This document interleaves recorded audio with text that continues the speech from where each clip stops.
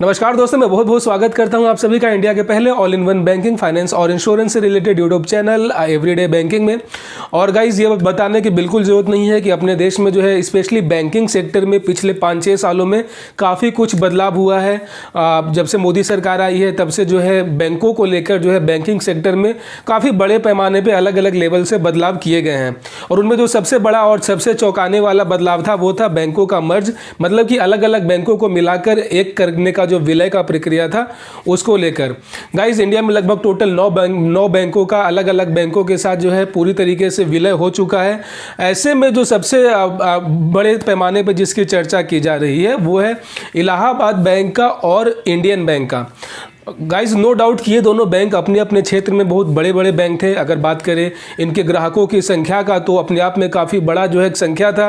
ऐसे में जब इन दोनों बैंकों का विलय का बात आया तो लोग काफ़ी ज़्यादा चौंक गए और काफ़ी ज़्यादा हैरान भी हुए कि यार ये दोनों तो पहले से ही काफ़ी इस्टेब्लिश बैंक थे। खैर, ऐसे में जो विलय का जब बात हुआ तो जाहिर सी बात है इलाहाबाद बैंक का जो है मर्ज हुआ है इंडियन बैंक में।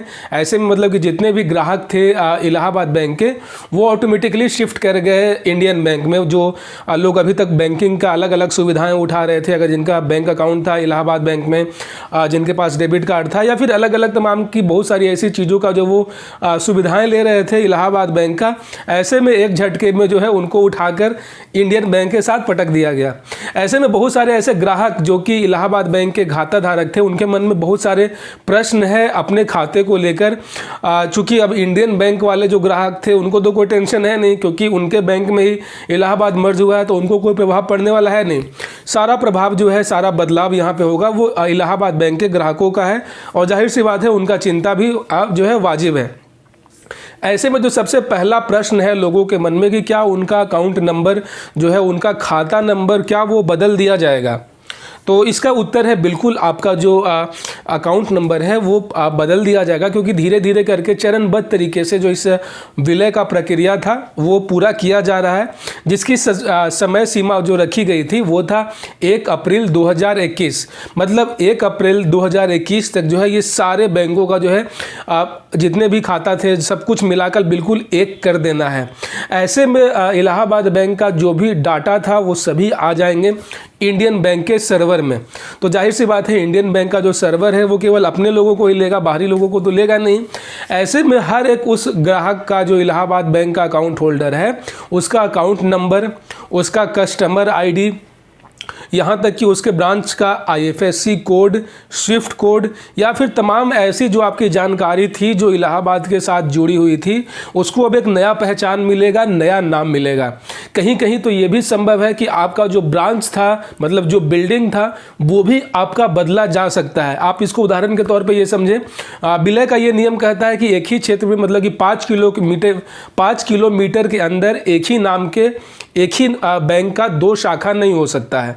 तो मान के चले कि आप जहाँ पे रहते हैं वहाँ पे पहले से ही एक इंडियन बैंक का जो है वो ब्रांच था और वहीं से 2 किलोमीटर बाद जो है आपका इलाहाबाद बैंक वाला ब्रांच था।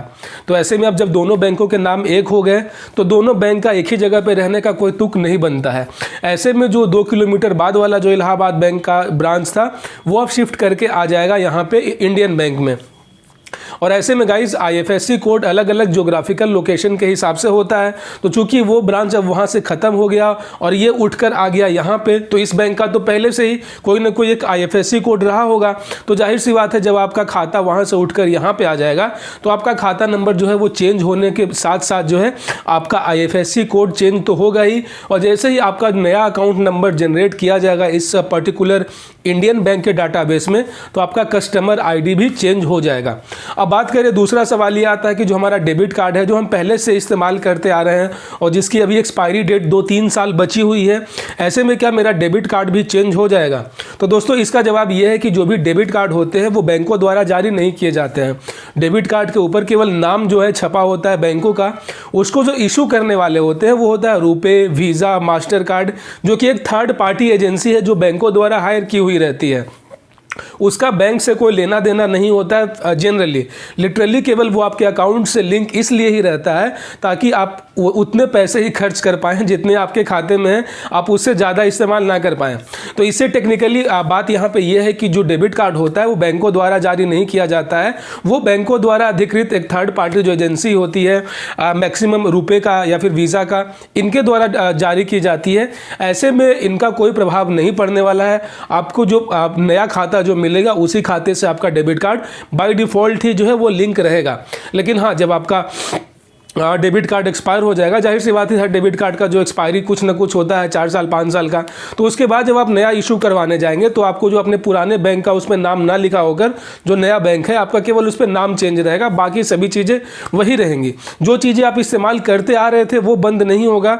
जो अब आप नया इशू करवाएंगे, मसलन चेक बुक, आप अपना जो है पासबुक या फिर डेबिट कार्ड, जब आप उस नया लेंगे री इशू करवाएंगे तो ही आपको इस बदलाव की प्रक्रिया का सामना करना पड़ेगा। जो आपका पुराना जो चीज़ें आपके पास है, लाइक आपका जो पासबुक हो गया, आपका डेबिट कार्ड हो गया, जो आपका इंटरनेट बैंकिंग का आईडी या पासवर्ड, ये सभी चीज़ें एज इट इज़ ही बिल्कुल सेम रहेगी, इसमें बदलाव नहीं होने वाला है। बदलाव होगा तो होगा सिर्फ आपका जो है अकाउंट नंबर, IFSC कोड, आपका जो एड्रेस है ब्रांच का वो, और साथ ही जब आपका डेबिट कार्ड एक्सपायर हो जाएगा तब आपका डेबिट कार्ड चेंज हो जाएगा।